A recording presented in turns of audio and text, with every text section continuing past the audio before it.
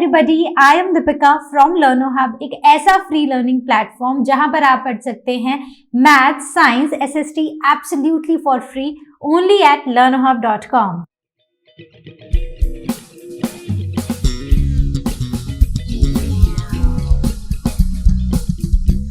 तो बच्चों, आज हम स्टार्ट करने वाले हैं सीबीएसई क्लास 10 साइंस ईयर 2022 का टर्म 2 के सेट 3 एंड सेट 4। तो जैसे कि मैंने आपको बताया है, हम सिर्फ वही क्वेश्चंस डिस्कस करेंगे जो इस साल हमारे सिलेबस में है, मतलब 2023 के एग्जाम्स में आ सकते हैं, और वो क्वेश्चंस जो कि रिपीट नहीं हुए हैं। ठीक है, मतलब कि जो हमने सेट 1 में क्वेश्चंस डिस्कस किए थे या सेट 2 में डिस्कस किए थे और अब वो रिपीटेड हैं, सेम ही क्वेश्चन सेट 3 और 4 में है, तो उनको हम डिस्कस नहीं करेंगे। तो चलिए शुरू करते हैं अपने क्वेश्चंस के साथ।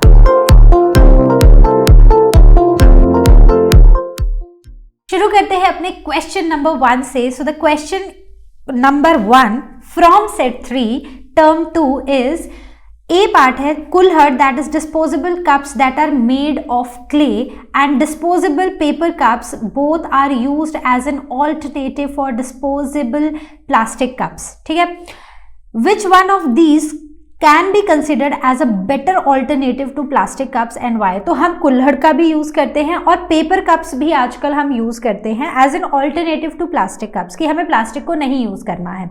तो उस केस में कुल्हड़ या पेपर कप्स में से आप किसे एक बेटर ऑल्टरनेटिव मानते हो और क्यों? तो देखो, प्लास्टिक कप्स हम क्यों यूज नहीं करते? क्योंकि वो नॉन बायोडिग्रेडेबल होते हैं। यूज किया, फेंक दिया, हजारों साल वो ऐसे ही रहेंगे, हमारी सॉइल को इनफर्टाइल बनाएंगे, किसी एनिमल ने खा लिया तो वो चोकिंग हो सकती है, और भी बहुत सारे रीजंस हैं। माइक्रो ऑर्गेनिजम्स उनको डिग्रेड नहीं कर पाएंगे, सिर्फ लिटर इकट्ठा होता जाएगा। वहीं पर अगर हम कुल्हड़ की बात करें तो वो क्ले का बना होता है, मतलब मिट्टी का बना होता है, लेकिन जो मिट्टी इसको बनाने के लिए यूज होती है ना, वो बहुत ही फर्टाइल होती है।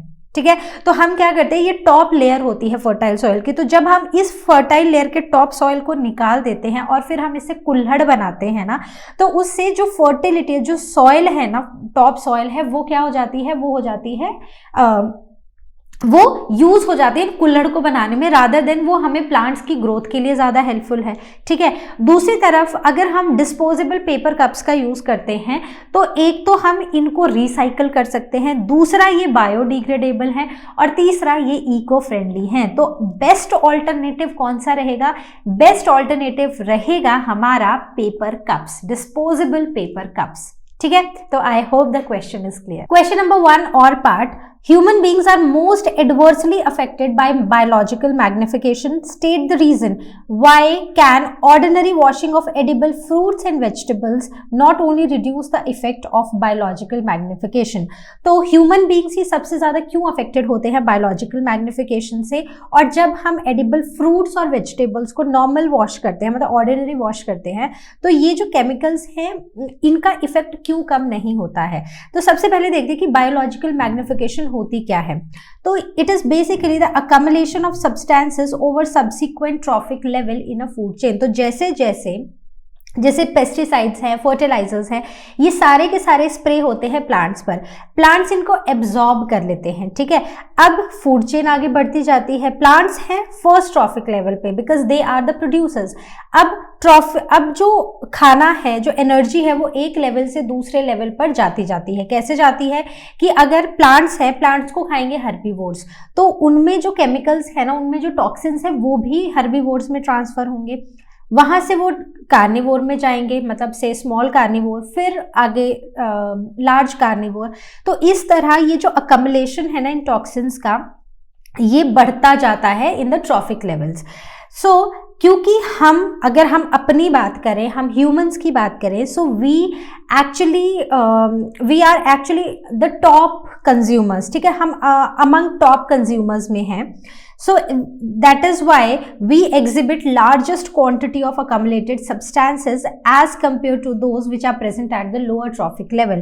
क्योंकि बायोमैग्निफिकेशन में होता ही यही है कि जो टॉक्सिन्स है उनका लेवल बढ़ता जाता है, जैसे फूड चेन में वो आगे आगे बढ़ते जाते हैं केमिकल्स। ठीक है, तो हम क्योंकि टॉप मोस्ट लेवल में आते हैं, इसलिए हम में ये जो बायोलॉजिकल मैग्निफिकेशन है ये बहुत ज्यादा देखी गई है। दूसरा क्वेश्चन है कि क्यों ऑर्डिनरी वॉशिंग से फ्रूट्स और वेजिटेबल्स से हम बायोलॉजिकल मैग्निफिकेशन के इफेक्ट को कम नहीं कर सकते। तो बायोलॉजिकल मैग्निफिकेशन में याद है कि केमिकल्स एब्जॉर्ब किए होते हैं प्लांट्स ने, ठीक है। तो हमारे पास अगर एक प्लांट है, ठीक है, इस प्लांट पे जब हम इंसेक्टिसाइड या पेस्टिसाइड्स, फर्टिलाइजर्स हम स्प्रे करेंगे तो वो जो केमिकल्स हैं वो एब्जॉर्ब हो जाएंगे इनटू द प्लांट्स, ठीक है।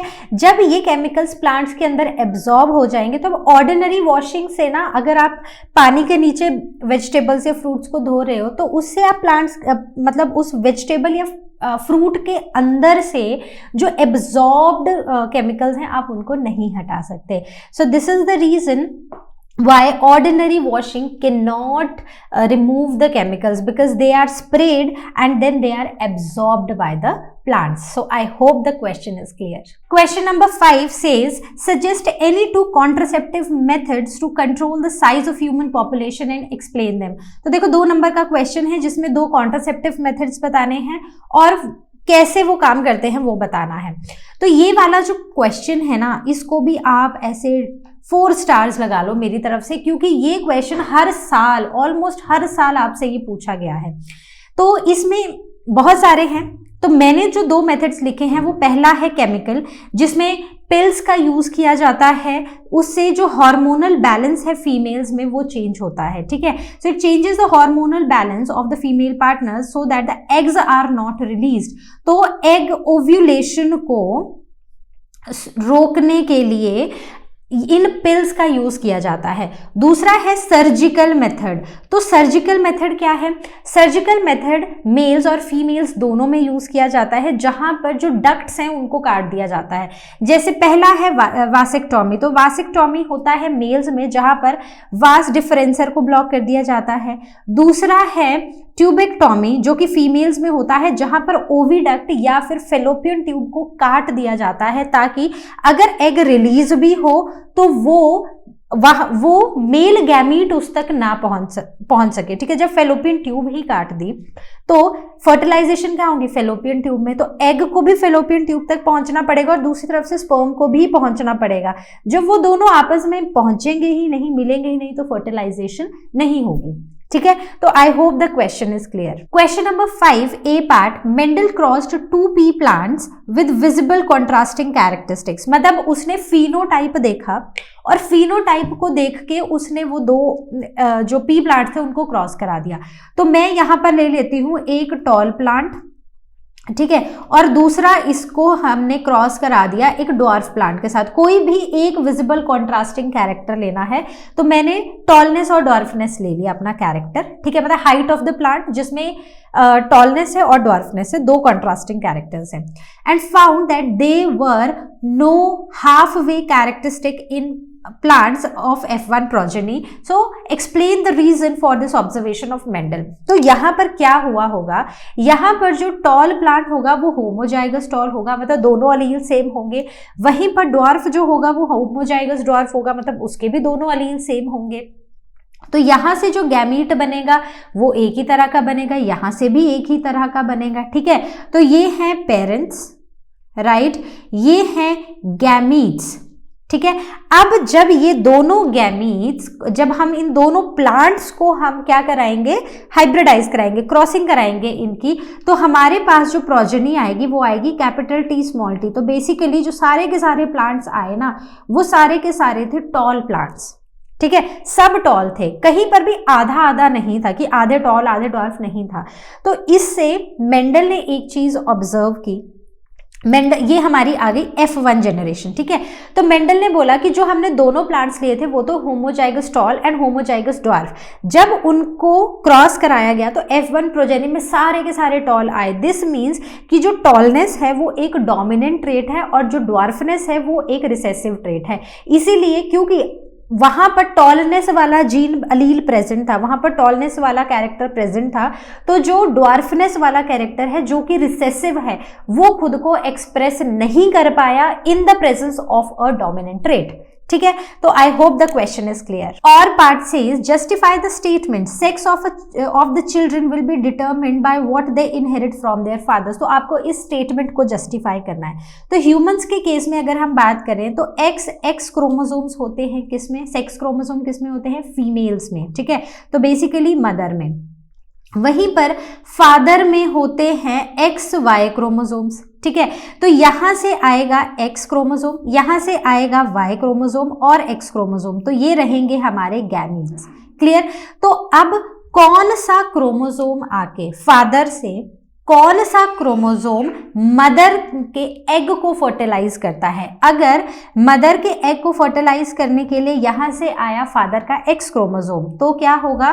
तो यहां पर होगी डॉटर, ठीक है। वहीं पर अगर X को फर्टिलाइज किया Y क्रोमोसोम ने, तो क्या होगा? तो बनेगा XY। तो XY किसमें होता है? तो वो होता है इन मेल्स, तो मतलब जो बच्चा होगा वो होगा सन। क्लियर। तो आई होप ये क्लियर हुआ है कि जो फादर है, फादर से कौन सा स्पर्म आया है, कौन सा क्रोमोसोम है उसके अंदर, वो डिटरमाइन करेगा कि जो चाइल्ड है, उसका जो बच्चे हैं उनका सेक्स क्या होगा, क्या वो मेल होंगे या वो फीमेल होंगे। Question number 7, so the question says name the part और the organ of human female reproductive system. कौन से पार्ट्स के नाम बताने हैं? सबसे पहला हमें पूछा गया है where contraceptive devices such as loop और copper T are use to prevent the pregnancy. तो जहां पर हम कॉपर टी या फिर लूप्स का यूज करते हैं, जिसे as a contraceptive device use करते हैं, बेसिकली स्पर्म और ओवम को मीट नहीं होने देते हैं ताकि फर्टिलाइजेशन ना हो। तो ये कहां पर इंसर्ट होती है? तो ये इंसर्ट होती है into the uterus, right. B part says which is blocked to prevent the transfer of eggs. तो किसको ब्लॉक कर देते हैं ताकि एग ही ट्रांसफर ना हो? तो किसको करते हैं? तो याद करो सर्जिकल मेथड, वहां पर हम कट कर देते हैं, ब्लॉक कर देते हैं किसको? फिलोपियन ट्यूब को, ठीक है। तो आप ओवी डक्ट भी लिख सकते हो या फिर आप फिलोपियन ट्यूब भी लिख सकते हो। C part says where the formation of green cells और एज ओवा टेक्स प्लेस, ठीक है। जहां पर हमारे जो सेल्स हैं, ठीक है, गैमीट सेल्स, ये ग्रीन सेल्स तो नहीं होंगे, ये तो गैमीट सेल होने चाहिए। तो कहां पर बनते हैं हमारे गैमीट्स? हमारे गैमीट्स बनते हैं ओवरी में, ठीक है। D part says from where embryo gets nutrition from mother's blood. तो एम्ब्रायो को कौन से पार्ट से न्यूट्रिशन मिलती है? ठीक है, मदर के कौन से पार्ट से न्यूट्रिशन मिलती है? From mother's blood. So that is placenta. तो किससे मिलती है?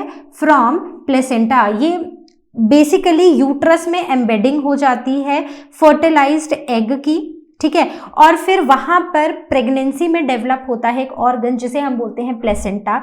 और ये प्लेसेंटा गैसेस के एक्सचेंज में, वेस्ट मटेरियल को ट्रांसपोर्ट करने में, न्यूट्रिएंट्स को बेबी तक लाने में, इन सारी चीजों में हेल्प करता है। Question number 8, so question number 8 says what are human made ecosystems, give an example. तो ह्यूमन मेड इकोसिस्टम क्या होते हैं? ये होते हैं आर्टिफिशियल इकोसिस्टम्स, ठीक है। So these are artificial ecosystems, right. तो ये वो इकोसिस्टम होते हैं जो एक इंसान खुद बनाता है। क्लियर। जैसे कि क्रॉप फील्ड्स, जैसे कि एक्वेरियम्स, जैसे कि गार्डन्स। तो these are the human made ecosystems. तो एग्जाम्पल्स भी हो गए। Second part says, third part actually, can a human made ecosystem become a self sustaining ecosystem, give reasons to justify your answer. क्या हम एक ह्यूमन मेड इकोसिस्टम को self sustaining ecosystem बना सकते हैं? तो आपको जस्टिफाई करना है इस बात को। तो हम बना सकते हैं, लेकिन उसके लिए हमें हर एक कंपोनेंट का ध्यान रखना होगा। उस इकोसिस्टम में रहने वाला हर एक कंपोनेंट हमें चाहिए। मतलब हमें प्रोड्यूसर भी चाहिए, ठीक है, हमें कंज्यूमर भी चाहिए और हमें डीकम्पोजर्स भी चाहिए। तो अगर हम ये सारी चीजें यहाँ पर इस इकोसिस्टम में प्रोवाइड कर देते हैं तो हम एक सेल्फ सस्टेनिंग इकोसिस्टम बना सकते हैं। Question number 13, so the question is how do Mendel's experiment show that traits are inherited independently, explain. तो मेंडल ने ये कैसे शो किया कि जो ट्रेट्स है ना वो इंडिपेंडेंटली इनहेरिट होते हैं? तो उसके लिए मेंडल ने ना एक लॉ दिया था, that was law of independent assortment. तो उसमें मेंडल ने बोला था कि जब भी इनहेरिटेंस होता है दो या दो से ज्यादा कैरेक्टर्स का, तो जो असॉर्टमेंट होती है, the assortment of individual traits take place independently during the gamete formation. तो ये शो कैसे किया था उन्होंने ये शो किया था डाई हाइब्रिड क्रॉस में, जहां पर उन्होंने 2 कैरेक्टर्स लिए थे, ठीक है। सो round and yellow seeds and wrinkled and green seeds, ठीक है। तो ये तो थे हमारे डोमिनेंट ट्रेट्स दोनों ही, और ये थे हमारे रिसेसिव ट्रेट्स। तो जब उन्होंने क्रॉस कराया इन प्लांट्स को, तो उनकी ना F2 जनरेशन जो आई, उसमें उनको जो रेशो देखने को मिली प्लांट्स की, वो थी 9:3:3:1। तो इसका मतलब ऐसा नहीं था कि हमेशा राउंड वाला जो कैरेक्टर है वो येलो सीड वाले कैरेक्टर के साथ ही लिंक्ड था। ऐसा नहीं था कि ये दोनों हमेशा साथ में ही गैमीट्स बने। कहीं पर ये बने, कहीं पर राउंड वाला जो था वो ग्रीन सीड के साथ भी था, कहीं पर राउंड वाला जो था वो येलो सीड्स के साथ भी था। तो इससे उन्होंने ये बोला कि जो 9 थे वो थे राउंड एंड येलो सीड्स वाले, 3 जो थे वो थे राउंड और ग्रीन सीड्स वाले, बाकी 3 जो थे वो थे रिंकल्ड और येलो सीड्स वाले, और लास्ट जो थे रिंकल्ड और ग्रीन सीड्स वाले, ठीक है। So these were the different combination of plants they he obtained, मतलब अलग अलग नए नए कॉम्बिनेशन उसको देखने को मिले। तो इससे उनको पता चला कि जो ट्रेट्स है ना वो इंडिपेंडेंटली इनहेरिट होते हैं, कि एक अलील ऐसा नहीं है कि हमेशा दूसरे अलील के साथ जुड़ के ही आगे जाएगा, वो अलग अलग असॉर्ट होते, इंडिपेंडेंटली असॉर्ट होते, इंडिपेंडेंटली सेग्रीगेट होते हैं, और वैसे ही वो गैमीट्स बनाते हैं, और वैसे ही वो आगे जाकर एक प्लांट के अंदर अपने ट्रेट्स को एक्सप्रेस करते हैं। Question number 15, so the question says the mode by which various organisms reproduce depends on the body design of the organisms. In asexual reproduction, a single individual parent produces offspring without involvement of gametes. So this method is a common means of increasing the offspring rapidly under favorable conditions. So asexual reproduction occurs mostly in unicellular organisms, some plants and certain simple multicellular organisms. तो इसके साथ कुछ questions पूछे गए हैं। तो questions are, state the name of the organism in which binary fission takes place in a definite orientation. Also name the diseases caused by this organism. तो हमें उस ऑर्गेनिज्म का नाम बताना है जिसमें बाइनरी फिजन होती है। एक तो हमें पता है किसमें होती है, अमीबा में होती है, लेकिन उसमें तो कहीं से भी हो जाती है क्योंकि उसकी अपनी ही कोई शेप नहीं होती है। तो हमें बताना है कि जिसमें डेफिनेट ओरिएंटेशन में होती है, और हमें ऐसा ऑर्गेनिज्म बताना है जिस मतलब उस ऑर्गेनिज्म से रिलेटेड डिजीजेस बतानी है जो कि हमने देखी है। वो ऑर्गेनिज्म जिसमें एक डेफिनेट ओरिएंटेशन में हमें बाइनरी फिजन देखने को मिलता है वो कौन सा है? सो दैट इज लिशमेनिया, ठीक है। तो लिशमेनिया कौन सी डिजीज कॉज करता है? ये कॉज करता है ब्लैक फीवर, जिसमें इनिशियली ना ऐसे कोई सिम्टम्स नहीं दिखाई देते हैं, बट एक्चुअली एक इंसान के इंटरनल ऑर्गन्स बहुत ज्यादा अफेक्ट होते हैं और बाद में शुरू होता है फीवर आना। और जब फीवर आता है तो वेट लॉस, वीकनेस, ये सारे सिम्टम्स हमें देखने को मिलते हैं। Question number 15 B part, list any 2 advantages of producing plants through vegetative propagation। तो vegetative propagation की क्या एडवांटेजेस हैं, ठीक है। तो ये हम ऑलरेडी कर चुके हैं डिस्कस, इसलिए इस क्वेश्चन को अभी डिस्कस नहीं करेंगे। सी पार्ट है, explain the process of budding in hydra. तो हाइड्रा में बडिंग जो है वो कैसे होती है? तो ये है हमारा एक पेरेंट हाइड्रा। पेरेंट हाइड्रा में ना एक छोटी सी आउटग्रोथ सी दिखाई देने लगती है और धीरे धीरे ये आउटग्रोथ जो है वो बड़ी होती जाती है और हाइड्रा की तरह ही यहाँ पर टेंटिकल्स डेवलप कर लेते हैं, ठीक है। जब टेंटिकल्स डेवलप हो जाते हैं तो ये हाइड्रा और ग्रो करता जाता है, मतलब साइज में ये और बड़ा होता जाता है और फाइनली एक दिन ये पेरेंट की बॉडी से डिटैच हो जाता है और ये नया हाइड्रा बन जाता है। मतलब अब वो अकेला इंडिविजुअली खुद को सरवाइव कर सकता है। So that becomes an individual, ठीक है। पेरेंट से सेपरेट होके वो एक नया हाइड्रा बन जाता है, ठीक है। So I hope the question is clear. अब सी में ही और ऑप्शन मतलब चॉइस है। तो क्वेश्चन पूछा गया था what happens when, first is when a spirogyra filament matures and attains a considerable length. जब स्पायरोगायरा का जो फिलामेंट है ना वो मैच्योर हो जाता है और एक मतलब रिक्वायर्ड अमाउंट ऑफ लेंथ वो गेन कर लेता है, तो क्या होता है? तो वहां पर इट स्प्लिट्स इनटू 2 और मोर पार्ट्स। तो ये जो स्पायरोगायरा है ये 2 या 2 पार्ट्स में, 2 से ज्यादा पार्ट्स में स्प्लिट हो जाता है और हर एक पार्ट जो है वो इंडिविजुअली ग्रो करने लग जाता है। दूसरा है a sporangia in rhizopus bursts on maturation. एक स्पोरेंजिया है राइजोपस में जब वो बर्स्ट हो जाता है, ठीक है, तो ये है स्पोरेंजिया। इसके अंदर क्या होते हैं, बहुत सारे स्पोर्स होते हैं। तो जैसे ही ये बर्स्ट होता है, ये सारे के सारे स्पोर्स जो हैं ये बाहर निकलते हैं और एक पर्टिकुलर जगह पे लैंड करते हैं, और लैंड करने के बाद they grow into a new organism, mycelium starts growing, ठीक है।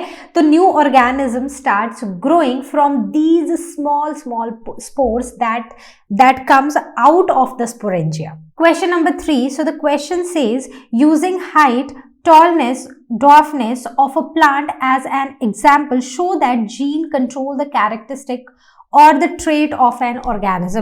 तो हम हाइट को एक कैरेक्टर मानेंगे, ठीक है, उसमें दो हमारे पास जीन्स है, एक टॉलनेस का है, एक ड्वार्फनेस का है।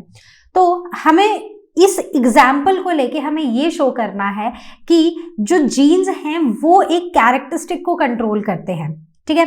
तो हम क्या करेंगे, टॉलनेस के लिए we always take capital T और ड्वार्फनेस के लिए वी टेक स्मॉल टी, ठीक है।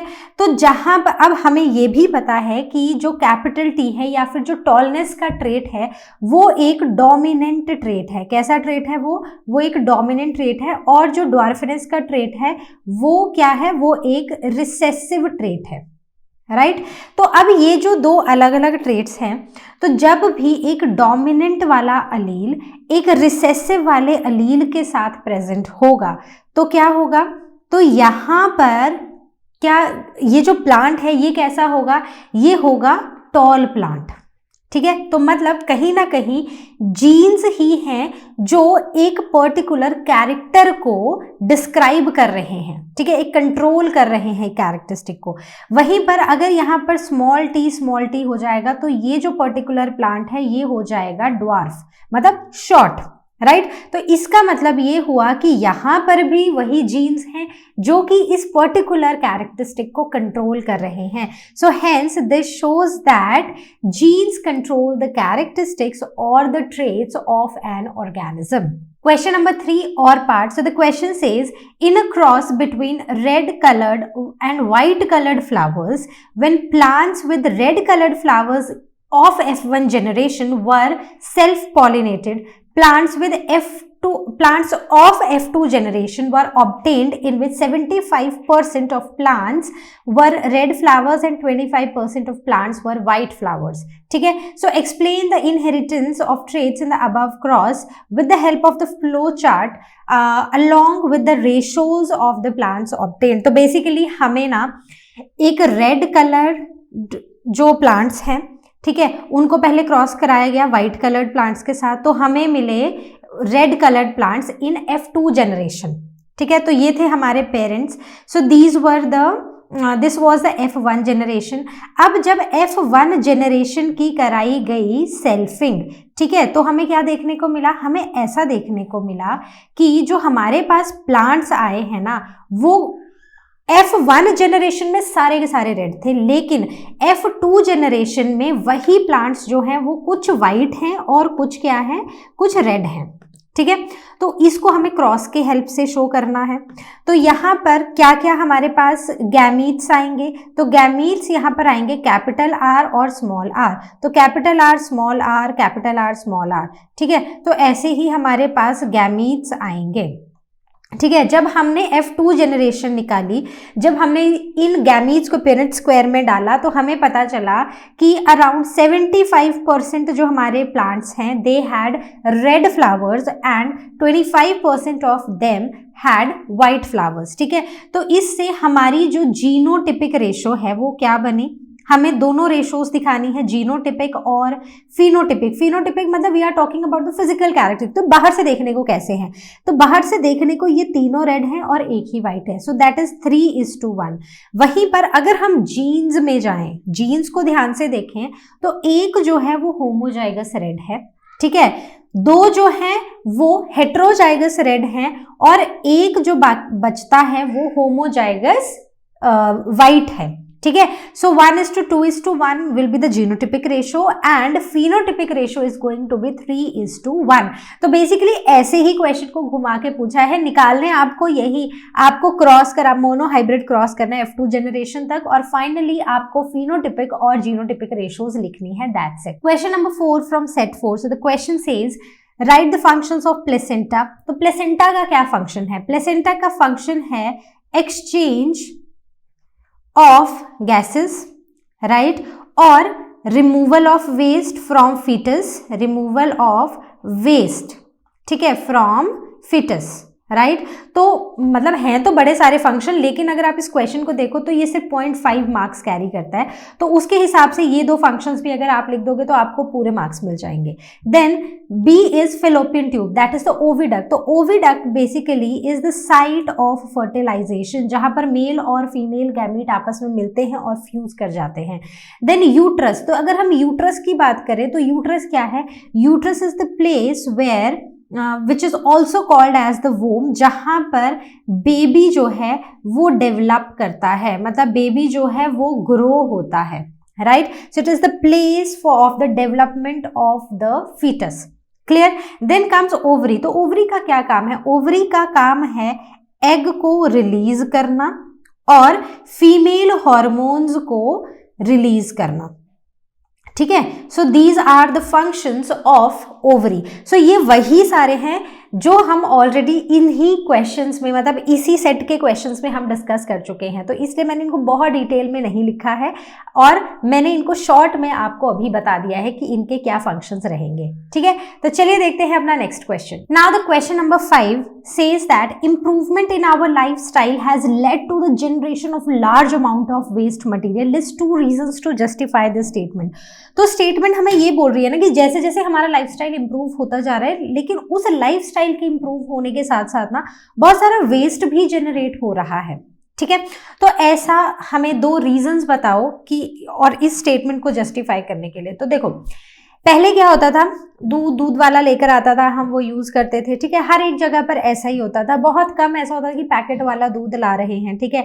या फिर पहले हम कोई भी चीज है, जैसे अगर घर से निकल रहे हैं तो खाना क्या करेंगे, खाना लेकर जाएंगे, अपना डब्बा लेके जाएंगे, अपना डब्बा वापस लेकर आएंगे। कोई भी चीज हम ऐसे ही फेंक नहीं देते थे, हर एक चीज को रीयूज करने का तरीका ढूंढते थे, हर एक चीज को संभाल के रखते थे, बट अब ऐसा नहीं है। दूसरा, हमने प्लास्टिक्स पर अपनी डिपेंडेंसी इतनी ज्यादा बढ़ा दी है कि वेस्ट बहुत ज्यादा जनरेट हो रहा है। तो first is increased use of disposable items like paper plates and plastic ware, and second is use of aluminium foil and plastic wraps for packaging. तो हम छोटी छोटी चीजों को रैप करने के लिए भी हम प्लास्टिक्स का यूज कर रहे हैं, तो उससे क्या हो रहा है, other finally you are going to throw that, right. तो इसलिए उससे सिर्फ वेस्ट जनरेट हो रहा है, उससे कहीं पर भी लाइफस्टाइल तो इंप्रूव हो रहा है लेकिन वेस्ट हम बहुत ज्यादा जनरेट कर रहे हैं। इसका और पार्ट बोल रहा है, the change in packaging has resulted in waste becoming non biodegradable. तो जैसे जैसे पैकेजिंग बदल रही है तो जो वेस्ट है ना वो सारा का सारा नॉन बायोडिग्रेडेबल होता जा रहा है। तो हमें अपनी लाइफ से 2 एग्जाम्पल्स लेकर बताना है और हमें जस्टिफाई करना है इस स्टेटमेंट को। तो सबसे पहला हम क्या यूज कर रहे हैं, सो दैट इज एल्यूमिनियम फॉइल्स, ठीक है। तो एल्यूमिनियम फॉइल्स जो हम यूज करें, पहले क्या करते थे कि घर में कपड़ा होता था, एक नॉर्मल कपड़े में रोटी को लपेटा जाता था, लेकिन अब हम एल्यूमिनियम फॉइल जैसे यूज कर रहे हैं स्कूल के लिए, ऑफिसेज के लिए। तो उस केस में जो वेस्ट है ना, एल्यूमिनियम फॉइल को अल्टीमेटली आप क्या करोगे, रोटी निकालोगे, खाओगे और उसको फेंक दोगे। So that is a non biodegradable waste. दूसरा, और सोचो हम कहाँ पर नॉन बायोडिग्रेडेबल वेस्ट का यूज कर रहे हैं, जो पैकेजिंग में जो हम प्लास्टिक का यूज कर रहे हैं, ये किससे बने हैं, these plastics are made of petroleum products which are non biodegradable. और उसकी वजह से, क्योंकि ये नॉन बायोडिग्रेडेबल है, अब यूज किया, थ्रो किया, जैसे कुरियर से सामान मंगाते हैं, ठीक है, कोई ऐसी चीज है जो टूटने वाली है, वो प्रॉपरली रैप होके आती है कुछ पॉलीमर्स में, ठीक है, मतलब उसकी प्रॉपर पैकेजिंग होती है। अब उस पैकेजिंग को आप संभाल के तो नहीं रखते हो, आप तो उसको फेंक देते हो। So that is a non biodegradable waste, ठीक है। तो इन्हीं चीजों के यूज करने की वजह से क्या हो रहा है, नॉन बायोडिग्रेडेबल वेस्ट बढ़ता जा रहा है। Question number 6, A part says differentiate between binary fission in amoeba and binary fission in leishmania. तो अमीबा ना कुछ ऐसा होता है, मतलब उसकी कोई एक डेफिनेट शेप नहीं होती है, तो यहाँ पर जो डिवीजन होता है, जब ये अमीबा जो है ये ग्रो कर जाता है अप टू मतलब अपने एक फुल साइज तक, तो किसी भी एक प्लेन में यहाँ पर क्या होता है, यहाँ पर इसका जो न्यूक्लियस है ना वो डिवाइड कर जाता है और फाइनली यहाँ पर इसका साइटोप्लाज्म डिवाइड करने लग जाता है और हमें मिल जाते हैं 2 डॉटर न्यूक्लियाई। ठीक है, वहीं पर अगर हम लिशमेनिया की बात करें तो हो तो बाइनरी फिशन ही रही है, लेकिन लिशमेनिया ना कुछ हमें ऐसा सा दिखाई देता है। इसमें यहाँ पर एक एक्सटेंडेड स्ट्रक्चर होता है, तो इसकी जो डिवीजन है, इसका जो फिजन है वो नीचे से स्टार्ट होता है। तो यहाँ पर सबसे पहले ये जो लिशमेनिया है ना, ये कुछ ऐसे करके डिवाइड करना शुरू करेगा और ऐसे करते करते ये कॉन्स्ट्रक्शन ऊपर तक जाएगी, न्यूक्लियस भी डिवाइड कर जाएगा और फाइनली यहाँ पर हमें एक लिशमेनिया से मिल जाएंगे 2 डॉटर लिशमेनिया।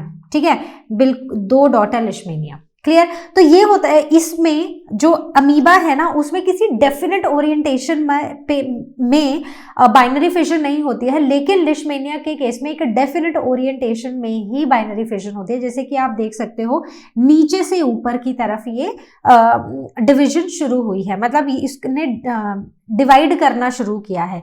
यहाँ पर फुल साइज में ग्रो करेगा, न्यूक्लियस को डिवाइड करेगा और साइटोप्लाज्म को डिवाइड करना शुरू करेगा और फाइनली 2 डॉटर सेल्स में कन्वर्ट हो जाएगा।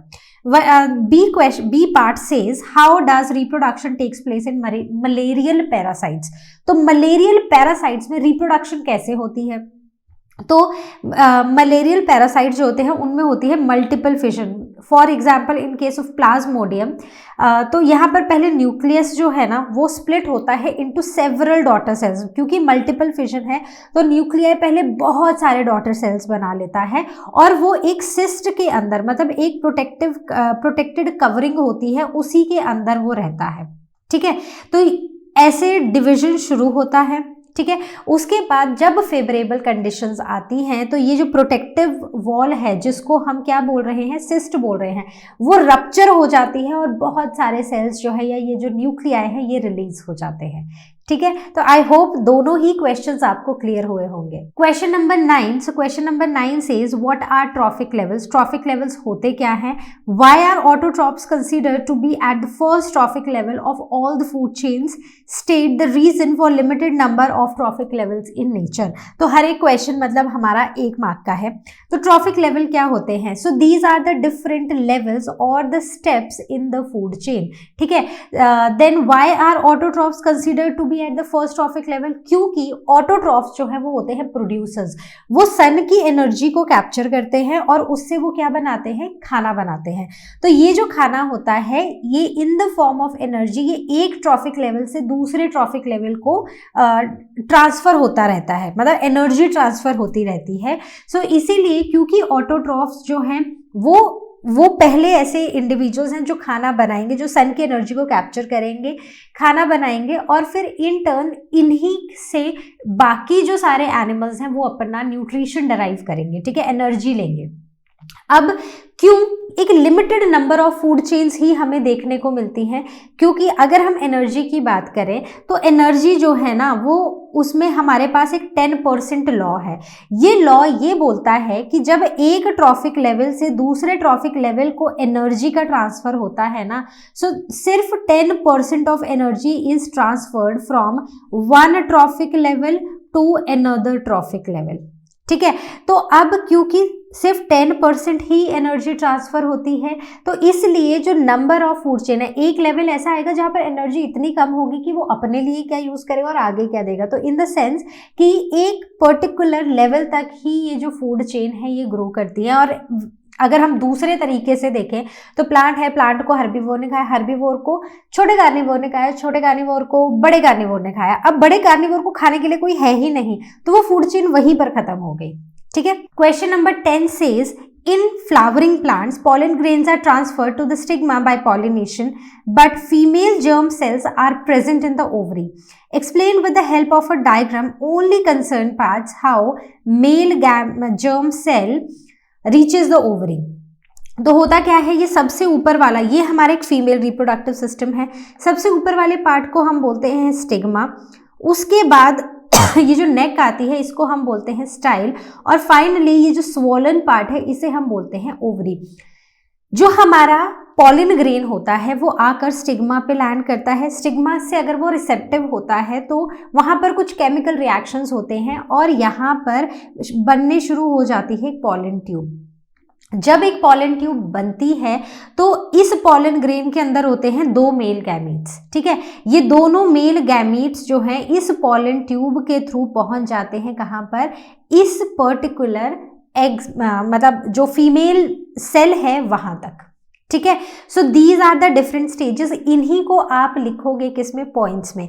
तो सबसे पहले क्या होगा, सबसे पहले होगी पॉलिनेशन, सबसे पहले कुछ पॉलिनेटिंग एजेंट्स आएंगे जो कि पॉलिन ग्रेन को फ्रॉम एंथर टू स्टिग्मा तक लेकर जाएंगे।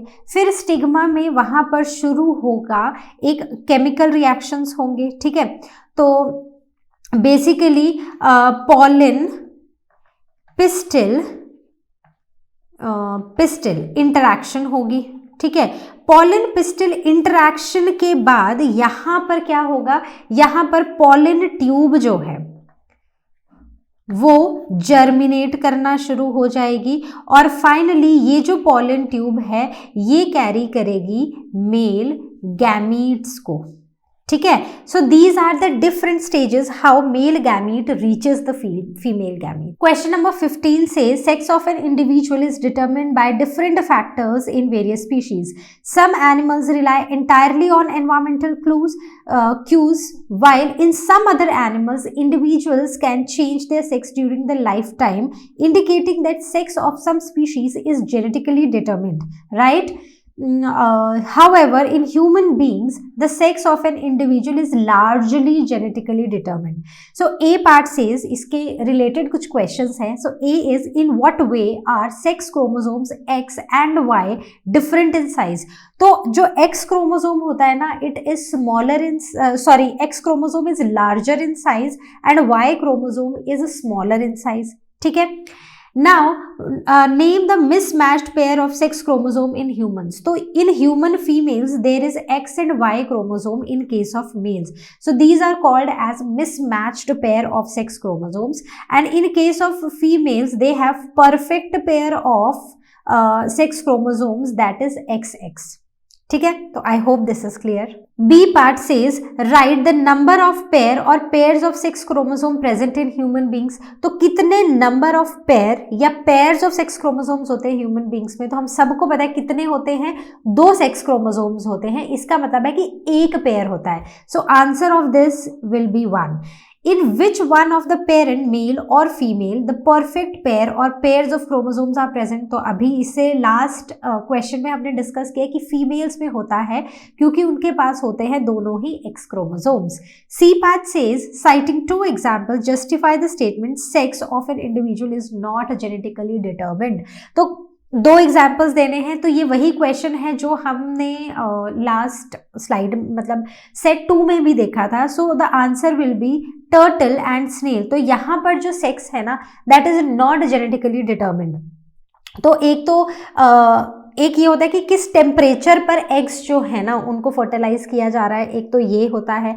दूसरा जो एक बड़ा ही इंपॉर्टेंट फैक्टर है, जैसे स्नेल्स में क्या होता है कि स्नेल्स में they are born as males, लेकिन दे आर सीक्वेंशियल उनमें सीक्वेंशियल हर्माफ्रोडाइटिज्म होता है। मतलब कि जब 2 स्नेल्स जो है वो एक दूसरे के साथ फिजिकल कॉन्टैक्ट में आते हैं तो जो बड़ा वाला स्नेल होता है ना, it acts as a female, और छोटा वाला जो स्नेल होता है that acts as a male. ठीक है, तो ये हम ऑलरेडी डिटेल में हमने डिस्कस भी किया था। तो आई होप आपको क्लियर हुआ होगा। तो आई होप जितने भी क्वेश्चंस हमने डिस्कस किए हैं वो आपको हुए होंगे क्रिस्टल क्लियर। तो 2017 से 2022 तक की अगर हम बात करें तो कुछ ऐसे टॉपिक्स हैं बायो में जो फ्रीक्वेंटली जिनसे क्वेश्चंस आए हैं। सबसे पहला है वेजिटेटिव प्रोपगेशन, दूसरा है कॉन्ट्रासेप्टिव डिवाइसेस और तीसरा है human male and female reproductive part के फंक्शंस। तो ये जो कुछ टॉपिक्स हैं इनको बिल्कुल भी मिस नहीं कीजिएगा, बहुत ध्यान से पढ़िएगा, बहुत ध्यान से समझिएगा। और अब हम मिलेंगे अपने नेक्स्ट वीडियो में next time, and till then as you know, LearnoHub free है पर बेस्ट है।